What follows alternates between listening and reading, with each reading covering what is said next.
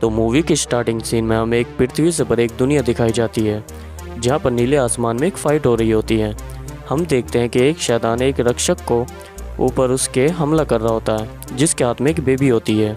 ये baby actually में एंथीना थी जो जंग की देवी मानी जाती है, जो पुनर्जन्म लेके वापस आई है और उस रक्षक को पावर्स मिलती है जिसके पास पेगासस की पावर्स होती हैं। वो शैतान पेगासस के ऊपर हमला कर देता है जिससे वो बेबी गिर जाती है, लेकिन लास्ट में वह पेगासस उस शैतान को मार देता है।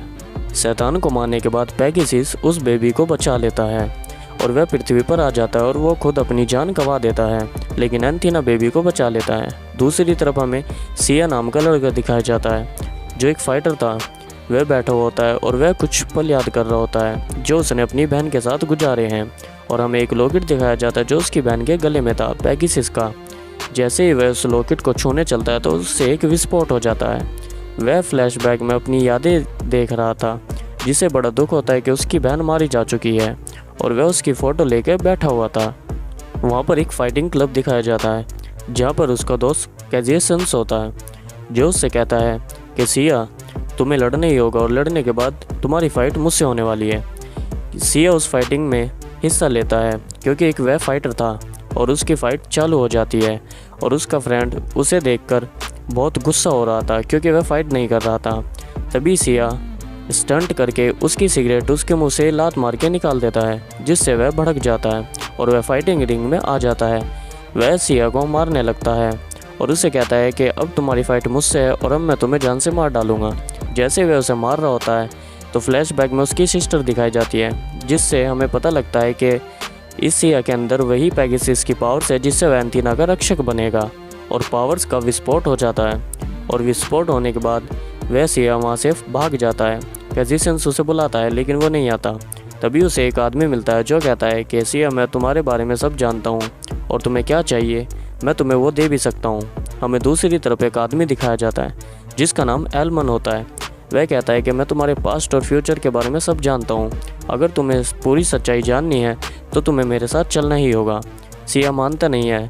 तभी अचानक से वहाँ पर कुछ फाइटर्स आ जाते हैं। हमें पता लगता है कि ये फाइटर्स नहीं शैतान हैं और वह उसके साथियों को मारने लगते हैं। एलमन तभी सिया को लेकर वहाँ से भागता है और उसका दूसरा साथी आ जाता है जो उन शैतानों को मारता है। तभी वह कार में बैठ जाते हैं और वहाँ से भागने का ट्राई करते हैं।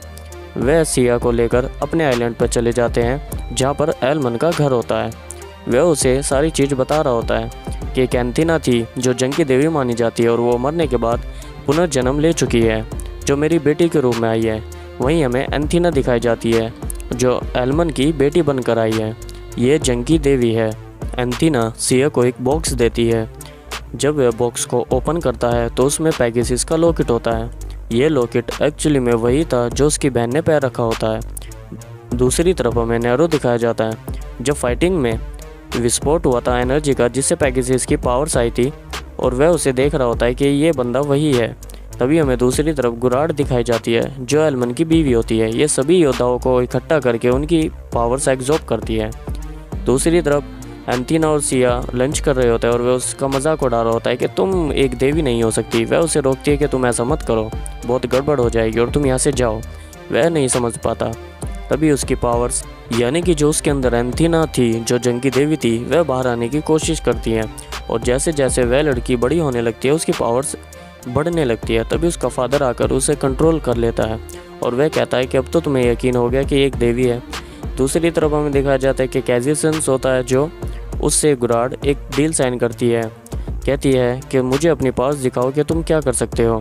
दूसरी तरफ हम देखते हैं कि सिया को एक आइलैंड पर जाना होता है जहाँ पर उसे ट्रेनिंग दी जाएगी क्योंकि वह एक योद्धा भी नहीं बना था और उसे अपनी पावर्स जागृत करनी होगी जिससे वह पेगासस बन सके और एंथीना की रक्षा कर सके। तभी हम देखते हैं कि सिया उस आइलैंड पर चढ़ रहा होता है जहाँ पर उसे मैरी नाम की योद्धा मिलती है जो सिया को ट्रेनिंग देगी और उसे एक असली रक्षक यानी कि योद्धा बनाएगी जिससे उसकी पेगासस की पावर्स बाहर आ सकती हैं। तभी वह उससे कहती है कि मैं सिर्फ योद्धाओं को ट्रेनिंग देती हूँ और तुम योद्धा नहीं हो। तभी वह अपने लॉकेट को बाहर निकाल कर दिखाता है कि देखो मेरे पास पेगासस का लॉकेट भी है, मैं एक योद्धा हूँ।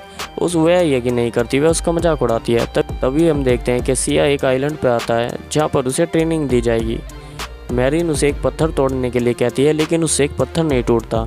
वह कहती है कि ऐसे योद्धा मैंने पहली बार देखे जो जिससे एक पत्थर भी नहीं टूट रहा। वह उसका मजाक बना रही होती है। मैरिन कहती है कि तुम्हें एक योद्धा बनने के लिए ध्यान लगाना होगा। जब सिया ध्यान लगाता है तो उसके लॉकेट में से एक एनर्जी निकलती है जो पेगासस की होती है। वह पत्थर को तोड़ने की कोशिश करता है, लेकिन वह फिर से नहीं टूटता। उसका ध्यान अभी कमज़ोर है। दूसरी तरफ हम देखते हैं कि पेगासस को एक रोबोट बना दिया गया है, जिससे वह एक शैतान बन गया है। गुराड उससे कहती है कि मैं तुमसे ये डील साइन करती हूँ कि तुम्हें सिया को मारना होगा और एंथीना को भी मारना ही होगा। तभी हम दूसरी तरफ देखते हैं कि मैरिन उसकी ट्रेनिंग स्टार्ट कर चुकी है और सिया को बहुत तकलीफ़ हो रही होती है। मैरिन उससे कहती है कि तुम्हारे मन के अंदर जो भी भेदभाव हैं और जो भी कशमकश है वो तुम्हें निकालनी होगी। हम फिर देखते हैं कि सिया उस पत्थर को तोड़ देता है। धीरे धीरे वह ट्रेनिंग में सफल हो रहा होता है और उसकी पावर्स जागृत हो रही होती हैं। फिर उसे एक बड़ा पत्थर तोड़ने के लिए कहा जाता है, जिससे वह सिया उस पत्थर को भी तोड़ देता है। धीरे धीरे उसकी पावर्स इतनी बढ़ रही थी, धीरे धीरे वह एक योद्धा बनने के लिए तैयार हो रहा है। तभी उसके लॉकेट्स में से एक बॉक्स बन जाता है और उस बॉक्स का एक कवच बनता है, जिससे पेगासस की पावर्स आती हैं और उसके शरीर पर वह कवच आ जाता है, जिससे 50% पावर्स उसके अंदर आ चुकी हैं। मैरिन खुश हो जाती है, लेकिन कहती है कि अभी तुम्हें पावर्स नहीं मिली है और सिया वहाँ से जाने की कहता है कि मेरी ट्रेनिंग पूरी हो चुकी है, मैं योद्धा बन चुका हूँ और मुझे जाना है। वह उसे रोकती है कि तुम यहाँ से नहीं जा सकते, क्योंकि तुम्हें अभी पूरी पावर्स नहीं मिली है और तुम योद्धा नहीं बने। उनके बीच में एक फ़ाइट होने लगती है और सिया फाइटिंग के दौरान गिर जाता है और मैरिन उससे कहती है कि तुम्हारी पावर्स अभी पूरी तरीके से जागृत नहीं हुई है, जिससे कि तुम्हारे कवच ने तुम्हारा साथ छोड़ दिया और अगर तुमने पावर्स नहीं जागृत की तो तुम्हारा कवच तुम्हारा साथ नहीं देगा। उसे पता लग जाता है कि उसके साथ क्या हो रहा है और वह दूसरी तरफ जाता है।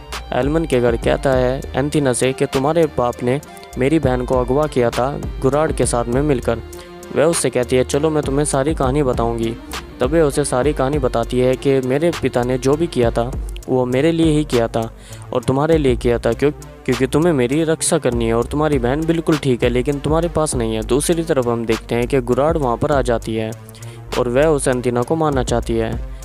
पेगासस एलमन को मारता है और हम देखते हैं कि सिया भी वहाँ पर आ चुका होता है और उन दोनों के बीच में फ़ाइट होती है। सिया अपने कवच को बाहर लाने की कोशिश करता है, लेकिन वह नहीं ला पाता। वह उससे पिट रहा होता है। पेगासस उसको बहुत बुरी तरह मारता है, क्योंकि वह अब एक शैतान बन चुका है और सिया का कवच उसका साथ नहीं दे रहा होता है। दूसरी तरफ एलमन एक बॉम्ब विस्फोट करता है। उसे पता होता है कि सिया ने अभी पावर्स पूरी कंट्रोल नहीं की है और वहाँ पर एक बहुत खतरनाक विस्फोट हो जाता है, जिससे एलमन की जान चली जाती है और सभी लोग इधर उधर गिर जाते हैं। विस्फोट होने के बाद में सबको चोट लग जाती है। जब सिया उठता है तो वह देखता है कि एंथीना को ले जाया जा रहा है, लेकिन वह कुछ नहीं कर सकता। वह खड़ा होकर कहता है कि मैं हार चुका हूँ, मैं एक योद्धा बनने के काबिल नहीं हूँ। तभी वह बैठकर ध्यान लगाने लगता है और उसके लॉकेट में से एनर्जी निकलने लगती है। फिर हम देखते हैं कि एलमन का साथी और सिया वहाँ पर जाते हैं जहाँ पर एंथीना को कैद कर रखा है और वह उसके साथी से कहता है कि तुम यहाँ से चले जाओ, हम लैंड नहीं कर सकते।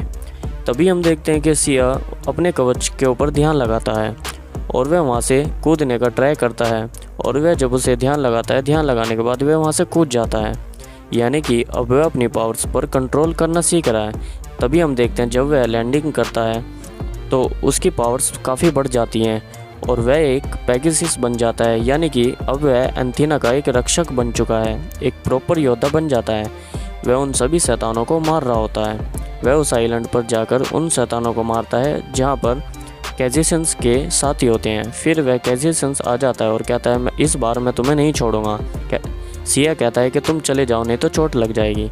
तभी वह हवा में उड़कर पेगासस को मार देता है और उसकी पावर्स भी लो हो जाती हैं, वह मर जाता है। दूसरी तरफ में गुराड दिखाई जाती है जहाँ पर उसका ही साथी नीरो उससे विद्रोह कर देता है और कहता है अब तुम्हारी लड़की को मरना ही होगा और मैं इन मशीनों को नहीं रोकूंगा। तभी हम देखते हैं कि नीरो भी एक लॉकेट पहने हुए होता है और उससे वह एक एनर्जी निकलती है, जिससे उसके ऊपर एक कवच आ जाता है। हम देखते हैं कि सबसे नीरो के अंदर ईगल की पावर्स होती है जो पेगासस से खतरनाक होती है। वह गुराड को मारने की कोशिश करता है और कहता है कि अब मैं तुम्हें नहीं रुकने दूंगा, क्योंकि एंथीना अगर नहीं मरी तो ये पूरी पृथ्वी तबाह हो जाएगी। अचानक से वहाँ पर सिया आ जाता है और नीरो उसे पंच मारकर छत पे फेंक देता है। लेकिन सिया के अंदर भी अब पेगासस की पावर्स हैं। वह एक योद्धा बन चुका है और उनके बीच में एक फाइटिंग स्टार्ट हो जाती है, जिससे सिया के ऊपर नीरो भारी पड़ रहा होता है। दूसरी तरफ हम देखते हैं कि एंथीना के अंदर जो पावर्स थी वह जागृत हो चुकी हैं, यानी कि अब वह एंथीना नहीं, एंथीना देवी है, जो जंग की देवी मानी जाती है और वह इस पृथ्वी का नाश कर देगी। हम देखते हैं कि नीरो उसको रोकने की कोशिश करता है, लेकिन उसका कवच भी टूट जाता है और एक विस्फोट होता है बहुत बड़ा, जिससे पृथ्वी नष्ट होने लगती है। वहीं पर सिया आ जाता है और उसे रोकने की कोशिश करता है, क्योंकि पेगासस का वचन था कि वह एंथीना को किसी भी परेशानी से प्रोटेक्ट करेंगे और वह इस पृथ्वी का नाश करने वाली है।